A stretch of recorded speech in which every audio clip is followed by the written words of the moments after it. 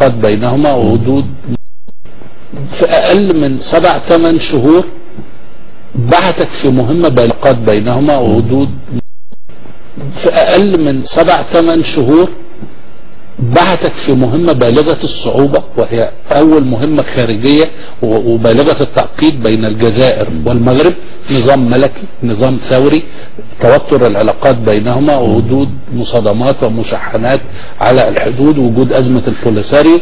ورحت حضرتك في وفد محدود، حضرتك والدكتور أسامة الباز وعز الدين مختار، وقعدت حوالي 17-18 يوم في مفاوضات مكوكية شديدة الصعوبة، وعدت بنتائج 4 مهمة جدا. التجربة دي كانت أهميتها إيه بالنسبة لك؟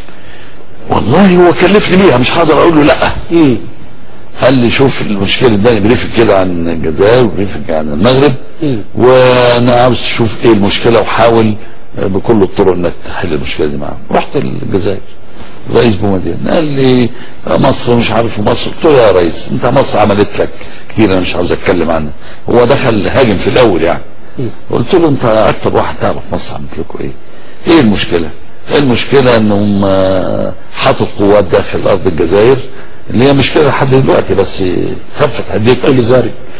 المهم قلت له طب بس اديني فكرة عشان انا هروح للملك الحسن. ورحت للملك الحسن كلمت معاه، قال لي هو في قوات موجودة في المكان الفلاني وعلى 300 كيلو من حدوده، من حدود الجزائر، دخلت في الارض في هو في قوات موجودة في المكان الفلاني وعلى 300 كيلو من حدوده، من حدود الجزائر، دخلت في الارض في الصحراء.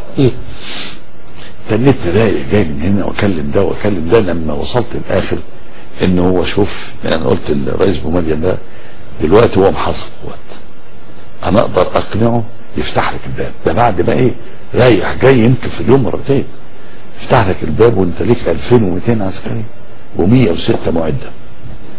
الملك الحسن ممكن ياخدهم وعلى التلفزيون يفتح بعد ما ايه رايح جاي يمكن في اليوم مرتين، يفتح لك الباب وانت ليك 2200 عسكري و106 معده. الملك الحسن ممكن ياخدهم وعلى التلفزيون يفتح يتكلم بقى الدنيا واعتقلنا وبتاع. انا رايي تطلع. قال لي يعني ابقى مهزوم؟ قلت له لا، هروح اقعد معاه مفيش حاجه مهزوم ولا منتصر.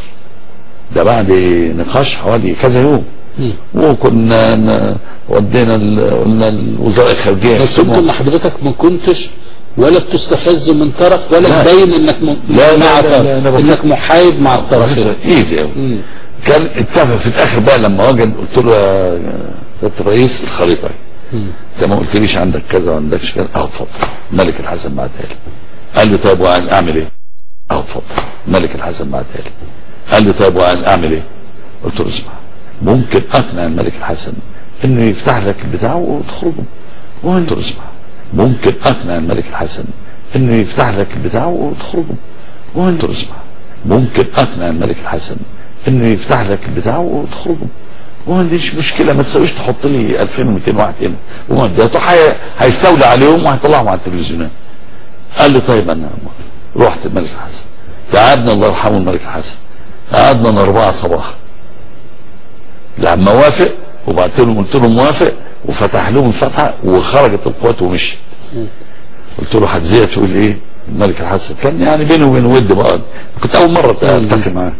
قال لي هقول ان قواتنا دخلت تفريتي دي ولا اسمها تفريتي وهناك وخلاص مش هجيب سيره الجزائري.